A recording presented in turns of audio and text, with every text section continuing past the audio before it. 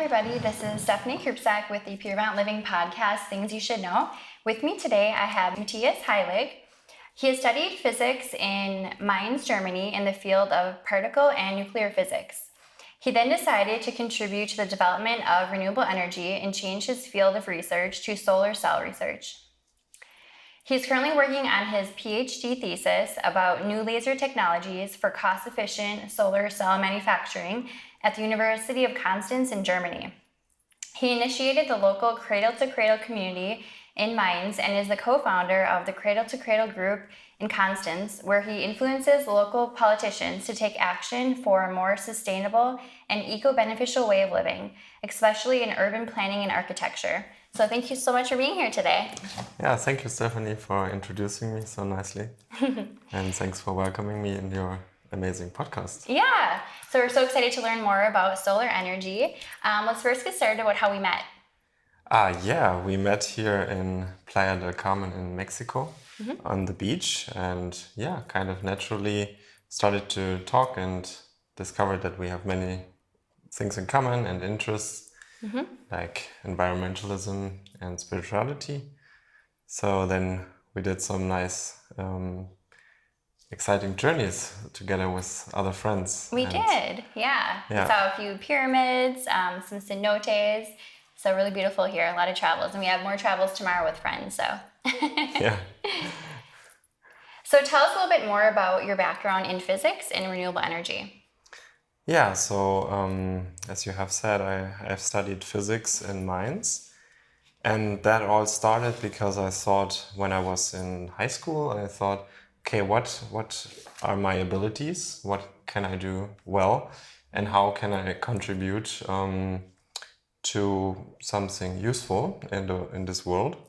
So then I decided, okay, I think probably renewable energies are really important and useful. So I'm good in physics and math, and therefore I started to study physics. But in Mainz, actually it was more focused on particle and nuclear physics. And I did my diploma thesis there at the particle accelerator. So we had like electrons almost by the speed of light colliding with the nucleus of helium-3. And that was very, very interesting and exciting, and a huge facility and a very large experiment with a lot of people working together from all over the world. But for some reason, I thought, okay, I'm not contributing too much for a more sustainable future, and therefore, I have decided to change my field of research and follow my original plan. Why I have studied physics was because I wanted to do something with renewable energies. So I had this idea already quite early when I was like 18, 19. So that's usually the time where you start to think, okay, what is my place in this world and what do I want to do? And I think it's very good advice to listen to your heart and to think, what would really fulfill me, and then follow this path. Yeah. Very nice. Yeah. And I know you shared a little bit about the kind of changes you're making or suggestions to make solar cells more efficient than what they are today. So maybe talk a little bit high level about that for listeners. Yeah, sure. So solar cells are around already quite many years, but they are still improving the efficiency, and there are different solar cell concepts. So what we are doing in Constanze is about monocrystalline silicon, and we do also a little bit multicrystalline silicon. But there are many ways to build a solar cell. And there are also more efficient ways to build a solar cell, but often they are more pricey. You need more steps to process them, so to produce them. And therefore, you only find solar cells that are cheap to produce and efficient at the same time on the market. So they can compete with other forms of energies. And right now we are already so cheap with solar energies that we can compete with burning coal and oil. Wow. And so it's really good. There was a lot of progress. And what I'm doing particularly in my thesis is a laser technology to manufacture solar cells Okay. easier.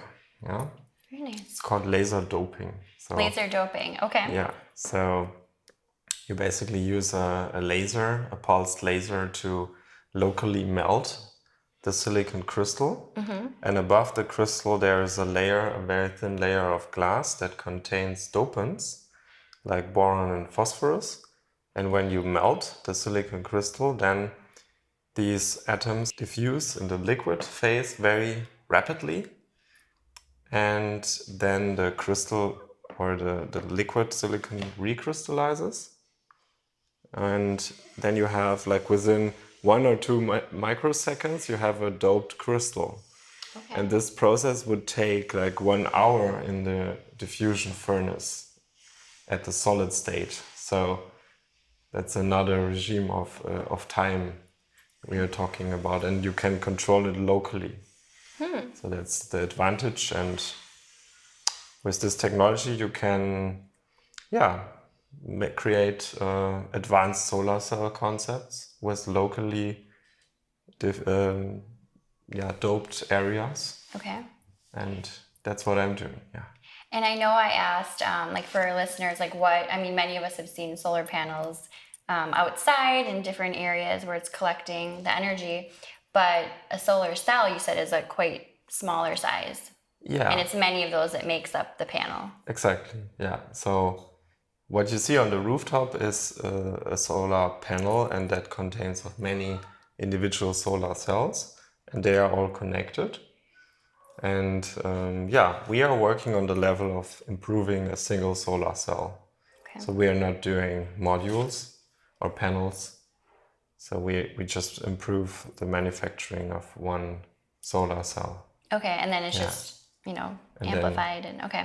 Yeah, and then of course in the factories, there millions per day are produced and put together to panels. So Okay, very cool. Yeah.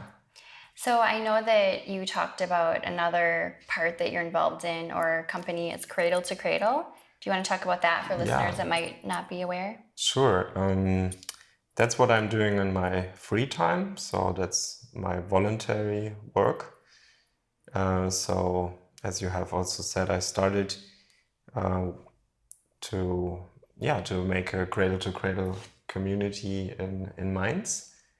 But it started very early already, my interest for this principle. When I was 18 years old, I had a really nice teacher in geography, and he brought us to Berlin, and there I have met Michael Braungart. So he's one of the co-founders of this principle. So he's a professor in chemistry and process engineering.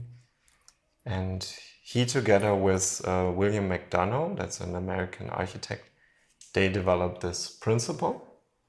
And I can, tell you a little bit about the principle, because for me it was really inspiring. When I listened to the talk of Michael Braungart, I felt like, wow, that's so much better than just avoiding things and try to be less bad.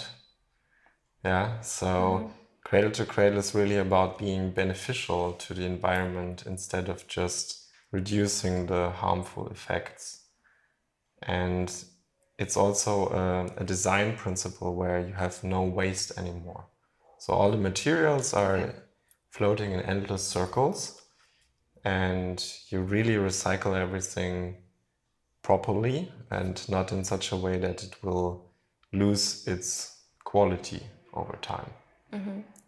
Because what we are doing today is often not really recycling. We are more downgrading materials. Yeah, and you can only recycle like plastic so many times until it just becomes nothing. And or even aluminum, you can only recycle so many times. Yeah, you can also try to purify it, but with plastics it's really tricky because you have to keep them pure. You cannot mix them together with many other materials. Okay. Then they lose their quality. But yeah, the cradle-to-cradle principles are to use renewable energies 100%, because you cannot persist this endless circles of materials if you don't have a endless source of energy. So therefore, of course, we need to do 100% renewable energies, and then keep everything in closed circles. And there's the technical circle, what we have already said, like metals and plastics. So that belongs to the technical circle, and it's more the case for things you just use, but you not consume the things. So for example, techniques, or your bicycle, I don't consume a bicycle, I just use it. And the materials can be used again in the same way. And there's also for things that I consume, or that are slowly getting smaller and smaller. I don't know really how to say that. For example, your clothes that you wear, that's something you use, and like you might wear down over time. Yeah, you wear down, and all these particles, they go into the air, and therefore this should be biodegradable. Yeah. And also the material we are sitting on, and maybe also the brakes in the car, or the layers of the shoes. Everything that is involved with friction and goes into the air should be biodegradable and eatable, basically. Yeah. Now you mentioned one of the shirts you had on the other day. You're like, oh, this is Cradle to Cradle recommendation. That they have a list of companies that people can go to and find good products. Yeah, it's still kind of new, so there are not so many certified products. But yeah, I also don't want to make advertisement, especially for Cradle to Cradle. You can also find many good products that are not Cradle to Cradle certified, but they are still very, very good and very they would really fit into this category. Okay. So for example, I use biodegradable soaps for washing. Okay. And they are from Sonet, a German company. Okay. And they are specialized on making biodegradable and healthy natural soaps. Yeah, because all of that goes into the water. It's all connected. Yeah. I kind of like what you said too about how Cradle to Cradle has like this kind of full circle, everything renewable, because sometimes an eco remedy might just be a Band-Aid where it's a temporary fix, but then maybe it's an eco product, but it actually takes more energy to create this product than if it was, so there's so many parts of the whole cycle to look at. Yeah, definitely. I think, maybe some products need more energy to produce them compared to making plastics from oil. But that's why it's so important that we have more than 100% renewable energy, so we can do really cool things. Yeah. Maybe the biodegradable cup needs more energy than the cheap oil cup, maybe. But it's possible, yeah.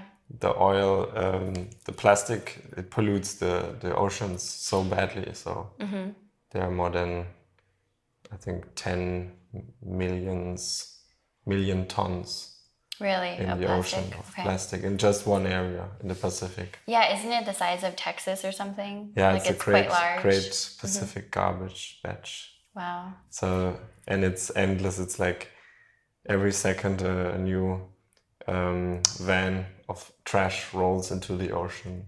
Oh my gosh. That's happening right now, and that's just one of the problems we have to solve.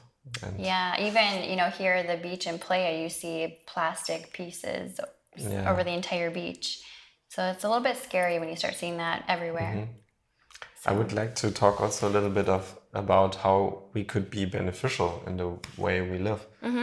For example, we could have a packaging material that is biodegradable and contains seeds of very rare plants. So by throwing it mindlessly away, you actually do something good.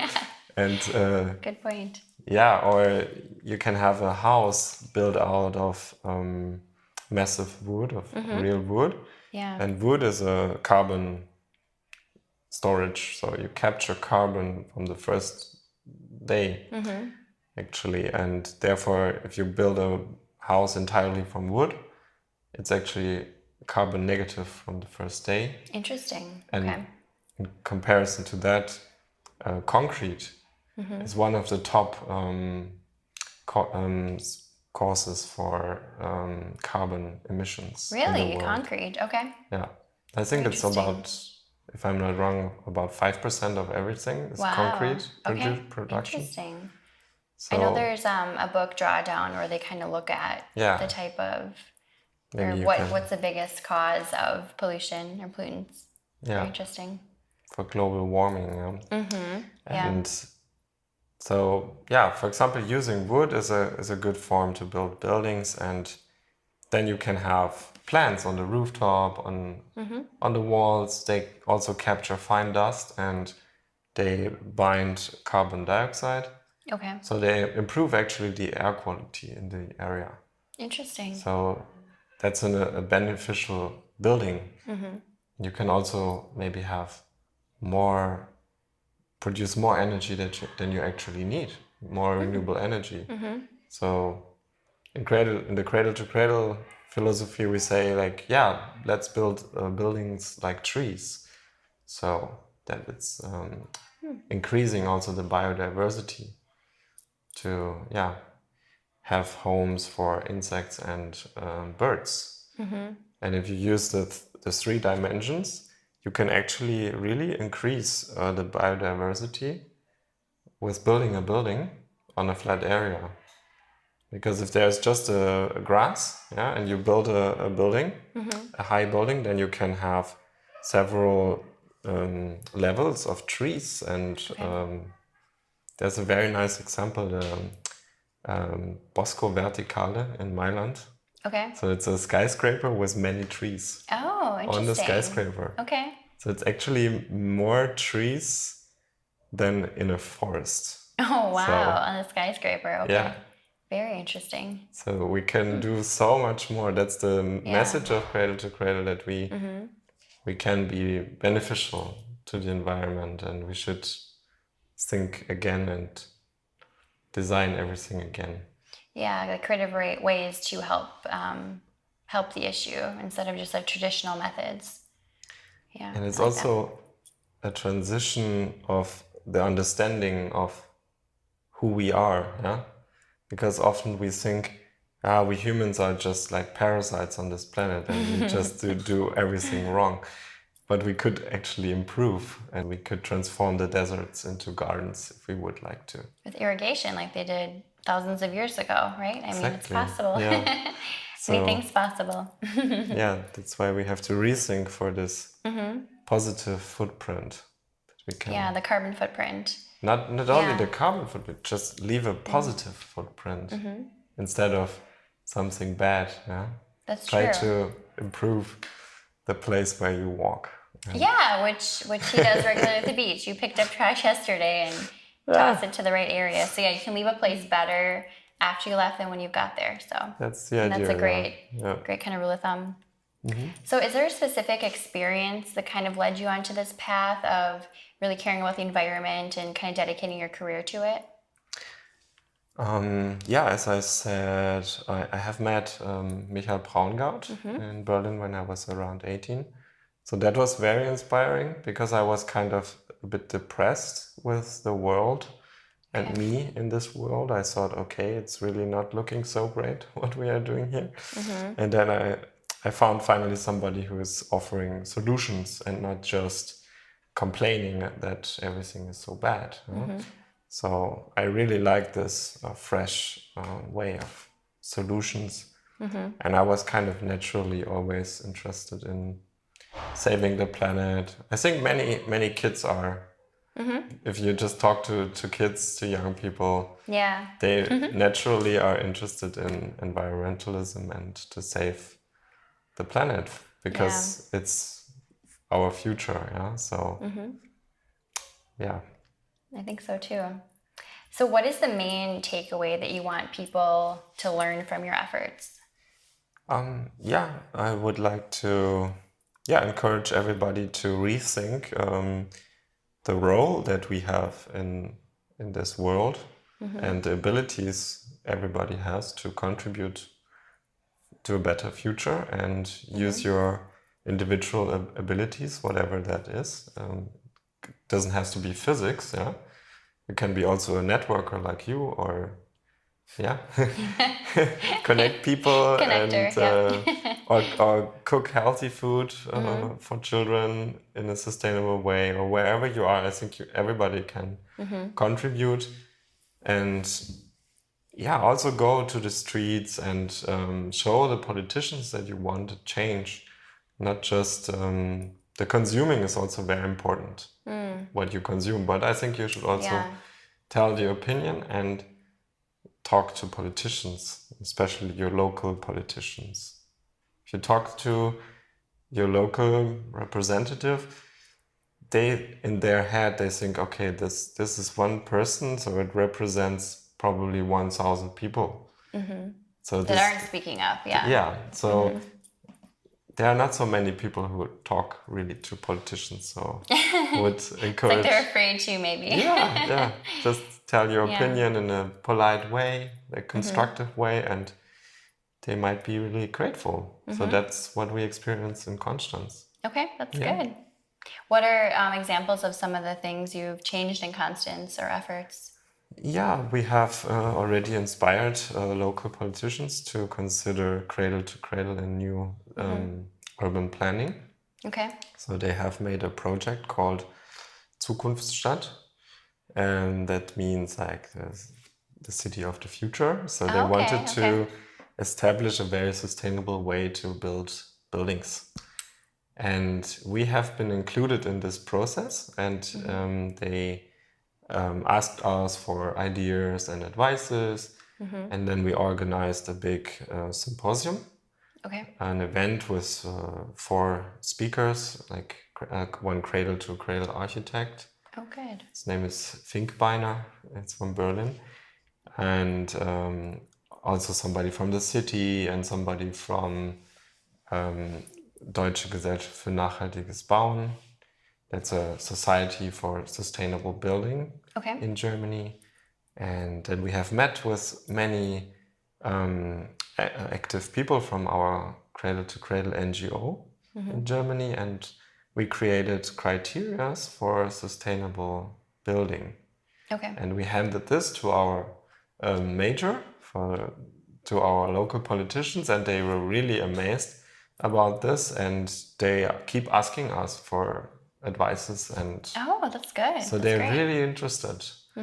So it will take some time until really cradle to cradle buildings are built there, but at least we inspire them to maybe consider it a little bit more, and that's already an achievement in my opinion. Yeah, that's really great. Like the whole structure when they build areas. And for those of you that don't know, Konstanz is a beautiful, can I call it a city? I guess it's quite large in southern Germany with a huge lake. So very pretty, and just coincidental, I had been there a few years ago. So very beautiful area. So and in Konstanz, there's not so much space because there's a lot of lake around. Very huge lake. So, and everybody wants to live there, obviously, but there's not so much space. So the city has to find ways for people to live together on less ground, but in a sustainable way. And I think it's a good example how you can influence your city, your local development. And I know that you talked about kind of offsetting your carbon footprint, and you're flying soon again, and you're worried about offsetting your long flight. So maybe talk about how listeners could, offset their carbon footprint. I know businesses are starting to do it as well too. It's starting to kind of get traction. So that's I think a really important topic, because we cannot be perfect. Even if you restrict yourself almost completely, you're still using some infrastructure. I'm not talking about traveling. I'm just talking about living in a city. Like electricity, which in play right now Yeah. it's a bit dark. The powers went out, so So no matter what you do and how sustainable you try to live, even if you have not just a bicycle and you a very small apartment and you're a vegan, then you are better than the most of the people, but you still have a too large carbon footprint because we have still this old school carbon infrastructure we are using and we depend on. So yeah, I started personally to offset my emissions by just donating about 20 euros per month. That's I think like 25 US dollars per month. So that's about what I pay for my cell phone. So I think that's very affordable actually. yeah. And I support, there are many organizations, but I like, for example, Atmosphere. Atmosphere? Okay. Atmosphere, like fair. Atmosphere. Okay, we'll So have links to I all don't of want this too. to make advertisement for anything specific, but that's just what I'm using. Okay. You can also support tree plant projects, but they mainly do renewable energies and energy efficient technologies in countries of development. So it's very cheap still to save emissions or to avoid them, but it doesn't mean that it's an excuse. Yeah, Yeah, that's true. Because so to explain a little further, so when you offset your footprint, that's meaning that you said you donate about 25 USD a month to organizations that help offset, correct? They do climate protection projects. For example, they are installing renewable energies in some countries, and for example in Mexico, we haven't seen some solar panels. Oh, we were just talking and everybody about that, has an air conditioner. and it's sunny every day. And you especially need the air conditioner if the sun is shining. Yeah, it's getting quite hot, so it's why we have no AC, no light right now. So I actually I had some personal reasons to make such a long flight, but I actually still feel a little bad about that because I know international flights are really bad for the environment. Yeah, well. But what I will do at least is I will donate. I think that will be more expensive. I guess it will be like $100 or something per flight. So, But then also your contribution to developing more efficient solar cells. So I think, think you're doing quite a bit more than the rest of us. Sure. So I would have to count out my miles throughout the years. I don't think I want to know. But I'm not like Greta Thunberg. Yeah, she's taking a boat to come to New York. Yeah, a boat. She has done really? that. Yeah, that's right. So that's she right. Yeah, she has. Doesn't want to take any planes, no flying at all. And that's really cool. But I'm sure we will also find new technologies. There's, for example, biofuels. You can use biofuels as an alternative to kerosene. Okay. And also, what is even more or even better, probably if we have green hydrogen, and we can use that as a fuel for airplanes. So interesting. I think international travel has also so many benefits and is so good for the understanding of and connecting of different parts in the world. Yeah. So I hope we can find a sustainable solution for that soon. Definitely, because I don't want to stop all the travels. So you talked with us earlier about your kind of daily sustainable rituals. I know you have like eco clothing, biodegradable soaps. Anything else you want to share that maybe listeners could incorporate into their routines? The idea of leaving a place always better than you found it. It's very nice for me. If I like to go hiking and just enjoying nature, and whenever I find some pieces of plastic, I just collect it.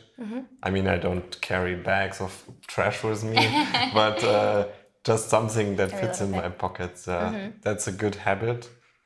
And also the consumption, like just consume mindfully and don't buy things that you don't really need. Yep. Yeah. More And minimalist, right? yeah, minimalist, and also maybe buy used things.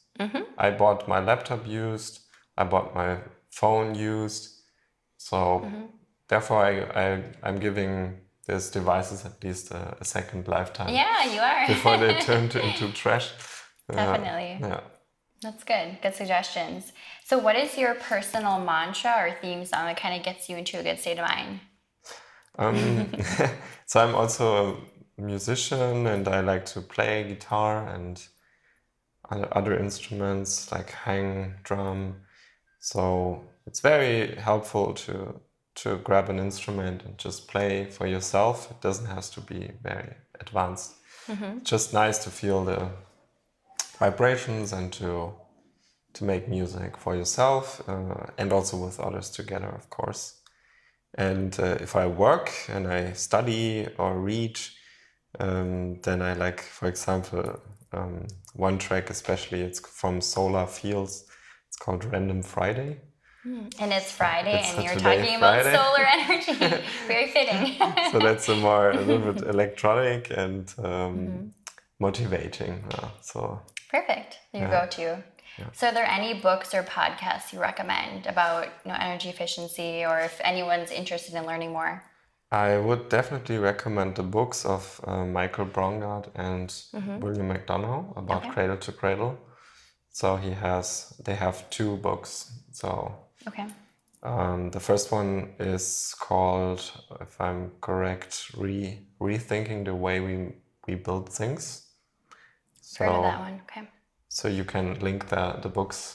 Yeah, I'll have all of them posted. Like they are probably also available as audio books.